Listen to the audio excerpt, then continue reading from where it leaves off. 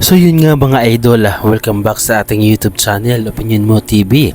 At ngayong araw na ito o gabi ay ating pag-uusapan ang tungkol sa magkaibigang Michael Yang at dating Pangulong Duterte. Bilang isang totoong Pilipino mga idol, ay hindi magandang makita na ang ating Pangulo noon na si dating Pangulong Duterte ay kumuha ng isang Chinese upang gawing economic advisor. Ganoong napakarami namang magagaling na ating mga kapwa Pilipino na pwede namang gawing economic advisor nitong si dating Pangulong Duterte.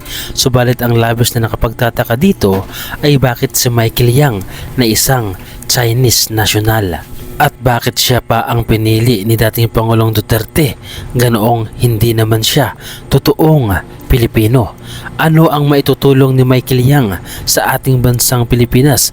Ganong wala naman siyang alam sa ating bansa. Dahil ba si Michael Yang ay kanyang kaibigan at si Michael Yang din ay isang businessman na kung saan ay kumikita ng limpak-limpak milyones na pera na nakakatulong di umano sa gobyerno ni dating Pangulong Duterte, lalo pa noong kapanahunan nung siya ay mayor pa ng Davao. Kaya pala noong panahon ng pandemya ay paldo-paldo itong si Michael Yang at ganoon din si dating Pangulong Duterte dahil ginawa nila itong negosyo. Sinamantala nila nga mga idol ang pandemya at ginawa nilang negosyo at ginamit nila ang mga taong Pilipino upang sa ganon ay magawa nila ang madilim nilang balak.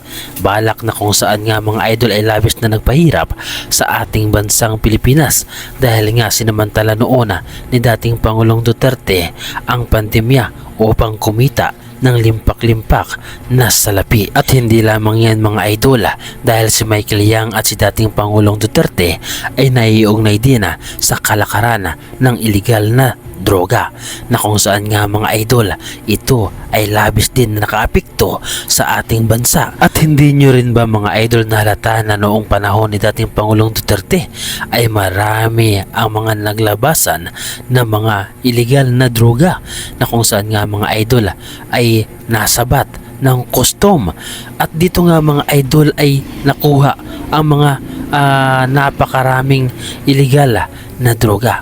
Subalit ang mga nakakuha nito ay sila pa ang nakulong, sila pa ang pinarasahan, sila pa ang naging masama sa mata ng mga tao dahil binaliktad ni dating Pangulong Duterte ang sitwasyon. Pinagtakpan ni Duterte noon ang kasinungalingan, pinagtakpan nila ang katotohanan dahil ayaw nilang mabuko sila, dahil oras nga mga idol na mabuko sila ay ito ang kanilang katapusan.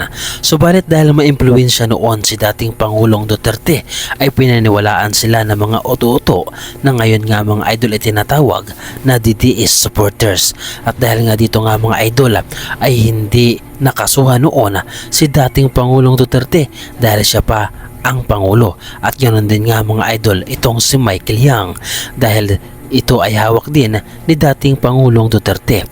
Subalit noong panahon nga mga idol na natapos na ang termino ni dating Pangulong Duterte ay dito na ay unti-unti nang naglalabasan ang baho ng pamilyang Duterte at unti-unti na rin nilang inaani ang kasamaan na kanilang ginawa hindi lamang sa ating bansa kundi na rin nga mga idol sa mga biktima na kanilang marahil ay alam nyo na ang ibig kong sabihin. At hindi lamang dyan nga mga idol nagtatapos ang kasamaan ni dating Pangulong Duterte dahil pati ang ating bansang Pilipinas ay kayang-kaya niya ring ipamigay sa China. At ito ang kanyang mga sinabi noon nga mga idol na kung saan ang mga China o ang Chinese ay tuwang-tuwa sa kanyang sinabi. Sino ba naman ang hindi matutuwa mga idol? Ang Pilipinas ay ipapaabaya mo sa bansang China.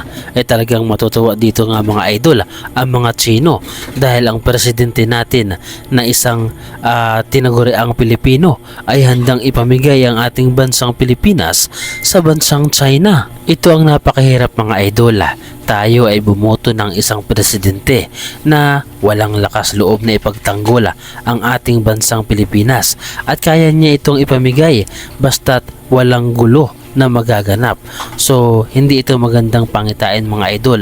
Kailangan natin na ipagtanggol ang ating bansa dahil ito ay pinagtanggol ng ating mga ninuno na kung saan ay dumanak ang dugo para lamang ipagtanggol. Subalit para kay dating Pangulong Duterte ay napakadali niyang sabihin ang mga katagang ito. Ganoon na lang ang respeto ko kay Xi Jinping. Matakot ka. Sabi nga, they will not build, they assured us, they will not build anything there sa Scarborough Show. Maniwala kayo kasi yan ang commitment sa akin ng China.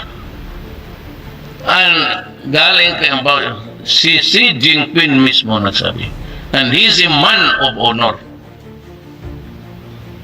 Kaya nga sabi ko, why are you so sparing?